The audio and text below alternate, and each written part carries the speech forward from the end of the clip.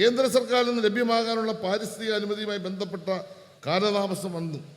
ഇല്ലെങ്കിൽ കുറേ കൂടി മുമ്പേ ഇത് പൂർത്തീകരിച്ചേനെ. ആദ്യഘട്ടമായി 332 ഫ്ലാറ്റുകൾ നമുക്ക് പണിയാൻ പറ്റിയുള്ളൂ. 68 ഫ്ലാറ്റുകൾ പാരിസ്ഥിതിക അനുമതി കിട്ടാത്തത് കൊണ്ട് നമുക്ക് പണിയാൻ പറ്റിയില്ല. ആ 332 ഫ്ലാറ്റുകളുടെ നിർമ്മാണം പൂർത്തിയാക്കി.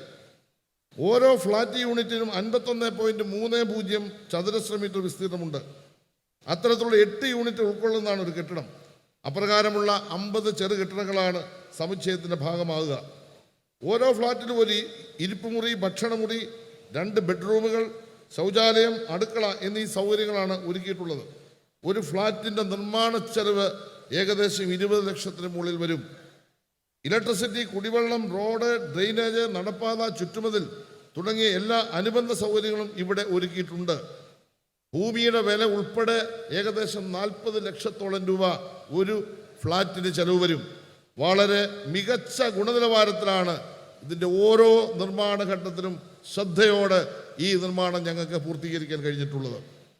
ഒരുപക്ഷെ ഇന്ത്യ രാജ്യത്ത്, കേരളത്തിലല്ല, ഇന്ത്യ രാജ്യത്ത് ഇത്രയും ഫ്ലാറ്റുകൾ ഒരുമിച്ച് നിർമ്മിച്ച് നൽകുന്ന ആദ്യത്തെ സ്റ്റേറ്റാണ്, പ്രത്യേകിച്ച് മത്സ്യത്തൊഴിലാളികൾക്ക് നൽകുന്ന ആദ്യത്തെ സ്റ്റേറ്റാണ് കേരളമെന്ന് അഭിമാനത്തോടെ പറയാൻ ഞാൻ ആഗ്രഹിക്കുകയാണ്.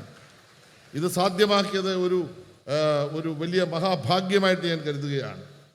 തിരുവനന്തപുരം ജില്ലയെ സംബന്ധിച്ച് ഇനിയും ഒരുപാട് ദുരിത സാധ്യത മുന്നിൽ കണ്ട് നടപടികൾ സർക്കാർ സ്വീകരിച്ചു വരികയാണ്. മറ്റ് ജില്ലകളിൽ നിന്ന് വ്യത്യസ്തമായി ജനസാന്ദ്രത കൂടുതലുള്ള ജില്ലയെന്ന നിലയിൽ ഇനിയും കുറേ അധികം മത്സ്യത്തൊഴിലാളികളെ നമുക്ക് സംരക്ഷിക്കേണ്ടതായിട്ടുണ്ട്, ഭവനങ്ങൾ നിർമ്മിച്ചു കൊടുക്കേണ്ടതായിട്ടുണ്ട്. ഇതിൻ്റെ ഭാഗമായി കടകംപള്ളി വേളിയിൽ 168 ഫ്ലാറ്റുകൾക്കും വലിയതുറ സെൻറ് ആൻ്റണി സ്കൂളിന് സമീപം 24 ഫ്ലാറ്റുകൾക്കും ഭരണാനുമതി നൽകി നിർമ്മാണം ആരംഭിച്ചു കഴിഞ്ഞു. കൂടാതെ ഈ വർഷം ജില്ലയിൽ 168 വ്യക്തിഗത ഭവന നിർമ്മാണത്തിനും അനുമതി നൽകാൻ കഴിഞ്ഞു, നിർമ്മാണം ആരംഭിച്ചു കഴിഞ്ഞു.